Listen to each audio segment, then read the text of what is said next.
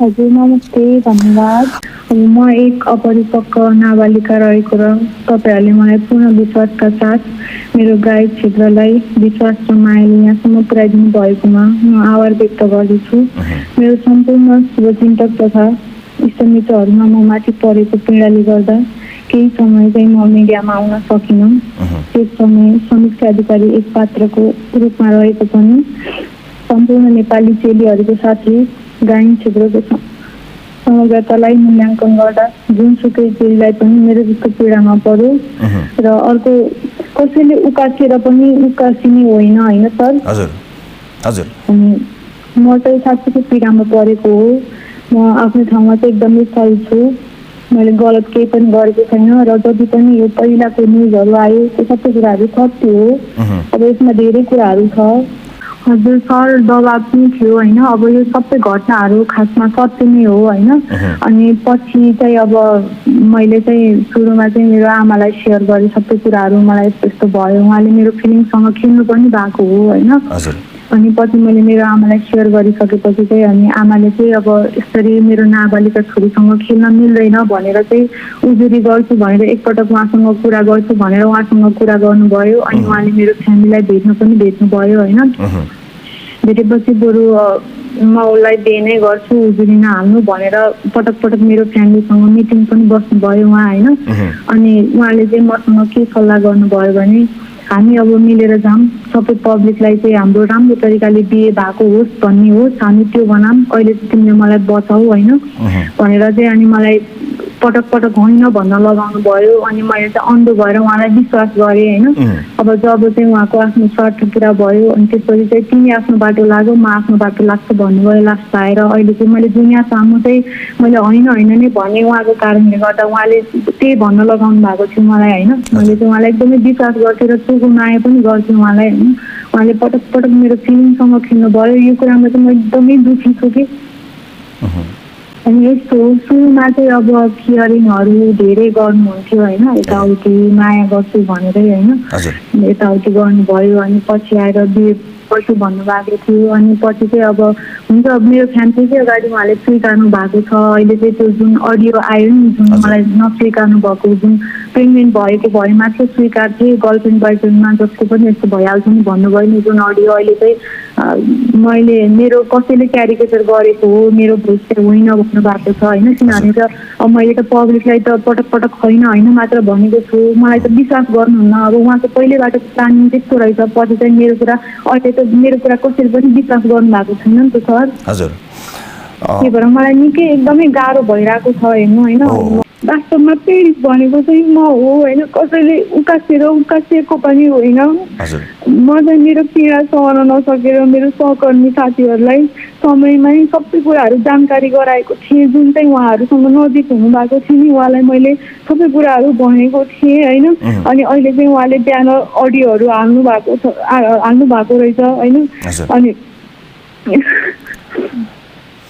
मैले भन्न चाहिँ मेरो कुरा त अहिलेसम्म मैले बाहिर त भनेको त छैन नि त। त्यही भएर नि सबैजनाले मलाई नै गाली गरिराख्नु भएको छ। त्यसकारणले छ भने पनि हामी त्यो आरोप खेप्न तयार छौँ, तर तपाईँको यो प्रतिक्रिया जरुरी छ भन्ने सोचेर हामीले कुराकानी गरेका हौँ। यो आज आएको बाहिरिएको कुराकानीमा चाहिँ उक्साएको अथवा एउटा कुराकानीमा चाहिँ पैसाको चाहिँ कसैले 1 करोड रुपियाँ माग गरेको, त्यसमा बिचमा भएका कुनै साथीभाइहरूले 50 लाख लिने, तपाईँलाई 50 लाख दिने किसिमको कुराहरू पनि आयो भन्ने छ। यसलाई कसरी खण्डन गर्न चाहनुहुन्छ? यसको यो सोच अथवा यो सोचिरहेका तपाईँलाई यो आरोप पनि लगाइरहेकाहरूका लागि के भन्न चाहनुहुन्छ? होइन, पैसाको कुरा त यो एकदमै झुटो हो सर होइन, नभएको कुरा गर्नुहुन्न। पैसाको कुरा चाहिँ एकदमै झुटो हो। जुन कुरा चाहिँ मलाई उक्साए भन्नुभयो नि त, म एकदमै पीडामा थिएँ कि। अनि त्यही भएर चाहिँ मैले सहकर्मी साथीहरूलाई चाहिँ मैले समयमै सबै कुराहरू जानकारी पनि गराएको थिएँ होइन। त्यसमा सहकर्मी साथीहरूले दिएको सल्लाह सुझावलाई चाहिँ अडियो रेकर्ड गरी त्यसलाई चाहिँ एडिट गरेर होइन अपुरो रेकर्डमा मेरो कमजोरीहरूलाई देखाउन खोजेको छ कि होइन। अनि त्यसमा भएका वास्तविक कुराहरूलाई लुकाइएको छ कि त्यही कुरालाई आज उहाँले चाहिँ मलाई सबैले फसाउन खोजिएको छ भनेर भन्नुभएको छ कि उहाँले चाहिँ त्यो कुरामा चाहिँ म एकदमै दुःखी छु कि मेरो कमी कमजोरीमा त ल्याउनु भएको छ जुन वास्तविक कुरा चाहिँ त्यहाँ छैन कि सबै एडिट गरिएको छ कि सर। हो ती साथीभाइहरूले पलजीसँग चाहिँ प्रतिशोध राखेर पलजीलाई चाहिँ आफ्नो गाउँ फर्काउने, अब उहाँको करियरै सिद्ध्याइदिने, अब उहाँलाई चाहिँ ठिक ठाउँमा ल्याइदिने, ठेगान लगाइदिने आशयको कुराकानी सुनिन्छ।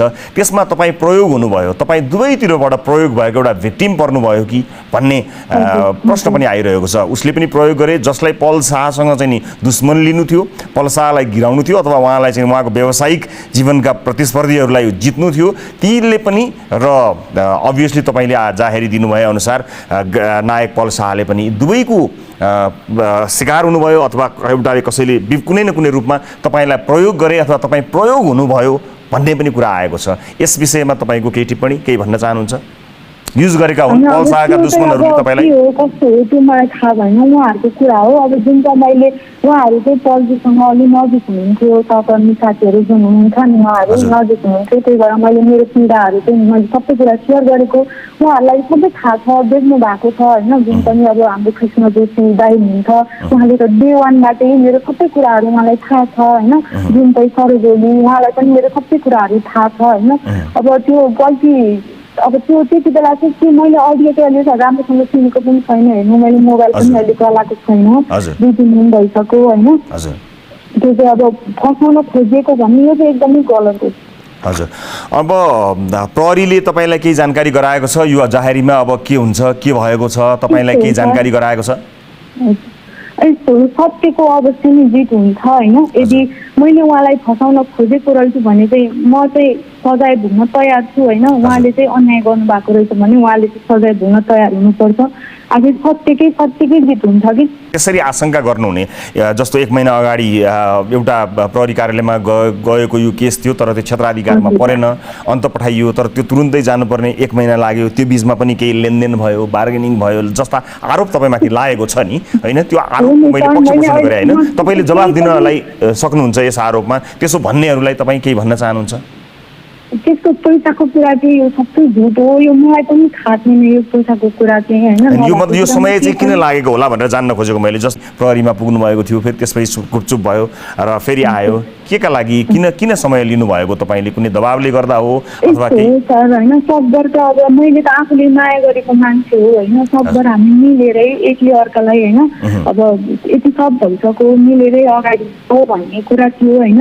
अब म त पटक उहाँलाई धेरै विश्वास गर्थेँ र हरेकचोटि चाहिँ मेरो बिचमाथि उहाँले मेरो फिलिङ्समाथि खेल्नु भयो कि। अब म त भर्खर छोजो गाउँबाट आएको हेर्नु होइन, अनि पटक चाहिँ खेल्नु भयो। अनि मेरो बाबाले म गएको होइन उजुरी गर्नु, मेरो बाबा जानुभएको त्यो कुरा थाहा पाइसकेपछि होइन जानुभएको। अनि उहाँले चाहिँ अनि रोक्नु भएको हो, नजानु बरु मिलेरै अगाडि हुन्छ, म यताउति हुन्छ नि त, मिलेरै अगाडि बढौँ, अहिले चाहिँ नजानु भनेर राति उहाँको सुटिङ चाहिँ क्यान्सल गरी अनि राति आउनु भएको थियो सबैजना।